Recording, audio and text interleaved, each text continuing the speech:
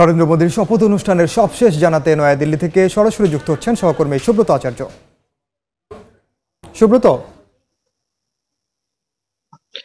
দেখুন, এই মাহেন্দ্রক্ষণের দিকেই কিন্তু গোটা বিশ্ব তাকিয়েছিল এবং সেই মাহেন্দ্রক্ষণ ইতিমধ্যেই শুরু হয়ে গেছে। ঘড়ির কাঁটায় 7:22 প্রধানমন্ত্রী হিসেবে শপথ বাক্য পাঠ করতে শুরু করেন এবং 29 মিনিট তার শপথ বাক্য শেষ হয় এবং তারপরে গিয়ে যথারীতি তিনি স্বাক্ষর করেন স্বাক্ষর বইয়ে। প্রধানমন্ত্রী শপথ নেওয়ার পর আমরা জানি যে মন্ত্রী পরিষদের যে সিনিয়রিটি সেই অনুযায়ী রাজনাথ সিং শপথ গ্রহণ করেন এবং তিনিও একই রকম ভাবে স্বাক্ষর বইয়ে স্বাক্ষর করেন এবং তারপরই তৃতীয় গুরুত্বপূর্ণ মন্ত্রী হিসেবে অমিত শাহকে দেখেছি আমরা শপথ নিতে। এভাবেই মন্ত্রী পরিষদের ক্রমবিন্যাস অনুযায়ী কিন্তু এই শপথ অনুষ্ঠান চলবে। এরপর জোটের শরিকরা করবেন এবং তারপর বিজেপি সরকার বা এনডিএ সরকারের অন্যান্য মন্ত্রীরাও শপথ নেবেন আজকে। যেটি জানা গেছে যে মন্ত্রী পরিষদের আকার এই মুহূর্তে খুব একটা বড় না করলেও তবে জোট ধর্ম পালন করার যে নীতি সেই নীতি পালন করেই বেশ কিছু গুরুত্বপূর্ণ দপ্তর জোটের শরিকদের দেওয়া হয়েছে, যদিও মূল কোর যেগুলো দপ্তর রয়েছে অর্থ, প্রতিরক্ষা, স্বরাষ্ট্র সেই বিষয়টি। এদিকে আপনি জানেন যে এই যে শপথ অনুষ্ঠানের যে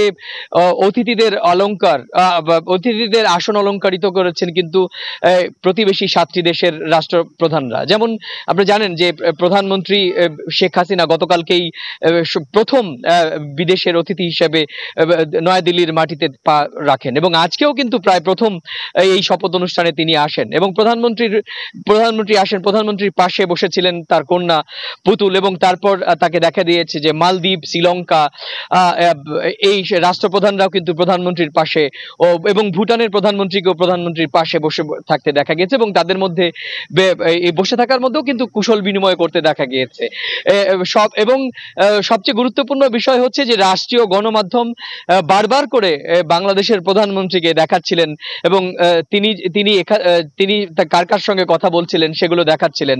রাষ্ট্রীয় যে আচার সেই আচারের অংশ হিসেবে কিন্তু বিদেশের রাষ্ট্রীয় অতিথি ছাড়াও কিন্তু আজকে আমরা দেখেছি প্রায় 9,500 অতিথি আজকে এই রাষ্ট্রভবনের এই যে রায়সিনহা হলে রাষ্ট্রপতি ভবনে উপস্থিত ছিলেন এবং আপনি জানেন যে এই যে অনুষ্ঠানটাকে ঘিরে নিচ্ছিদ্র নিরাপত্তার চাদরে দুপুরের পর থেকে মুড়ে দেওয়া হয়েছিল।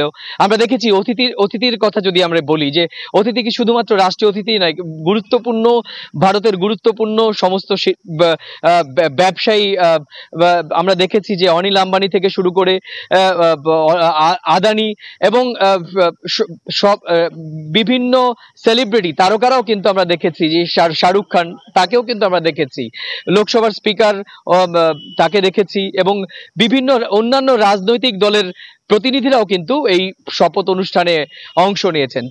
শুধুমাত্র ইন্ডিয়া জোটের অন্যতম বৃহত্তম শরিক তৃণমূল কংগ্রেস এই শপথের অনুষ্ঠান বয়কট করেছেন। আমরা জানি যে গতকাল পশ্চিমবঙ্গের কলকাতার কালীঘাটে মমতা বন্দ্যোপাধ্যায় এই শপথ অনুষ্ঠান বয়কটের ডাক দেন এবং তার যে 29 জন সাংসদ আছেন সেটা কিন্তু আজকে এই শপথ অনুষ্ঠানে অংশ নিচ্ছেন না। তো সব মিলিয়ে শপথ অনুষ্ঠান এখন চলবে।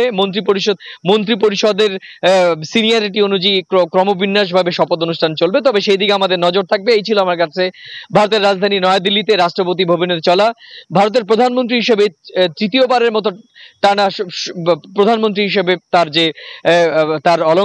তার মাথায় যে এই শিরোপা অর্থাৎ তিনি যে জওহরলাল নেহরুর যে রেকর্ড ভাঙলেন সেই সংক্রান্ত মাহেন্দ্রক্ষণের আমার কাছে থাকা সবশেষ তথ্য। সরাসরি যুক্ত ছিলাম ভারতের নয়াদিল্লি।